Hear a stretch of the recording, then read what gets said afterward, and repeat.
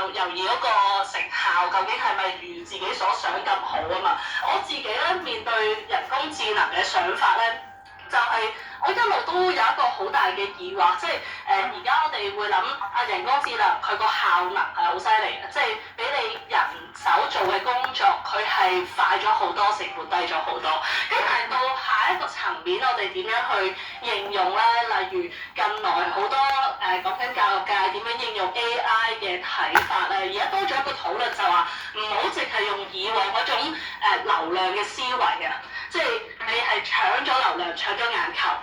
我哋係咪擺啲教育嘅思維入去？因為 AI 唔係淨係應該去提升個效能嘅，而係點樣去刺激到大家想像。即係喺課堂入邊，你用咗 AI 係啊，好快就出到答案。但係其實可能喺學生嘅角度咧，咁樣未必係一個最啟發佢哋學習嘅應用場景嚟㗎。會唔會係個 AI 唔係直接俾答案你，而係反問你一啲嘢？咁呢個 AI 咧就幫到大家學習啊嘛。咁我覺得咦係喎，我哋掌控咗呢個技術嘅時候，究竟往後我哋係點樣可以再發掘到一啲 AI 嘅特色咧？嗱，呢個反而我最近咧喺度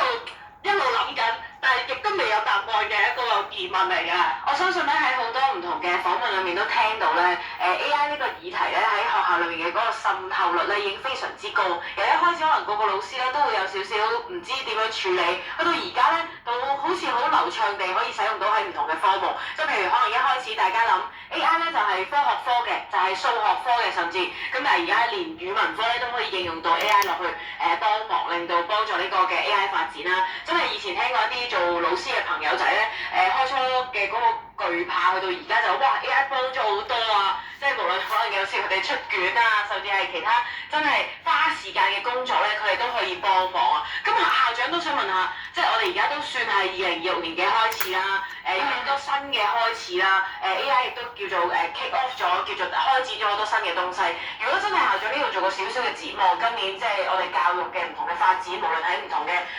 即係中小學啊，甚至係大專啊、大學啊，甚至再高啲嘅水平之下咧。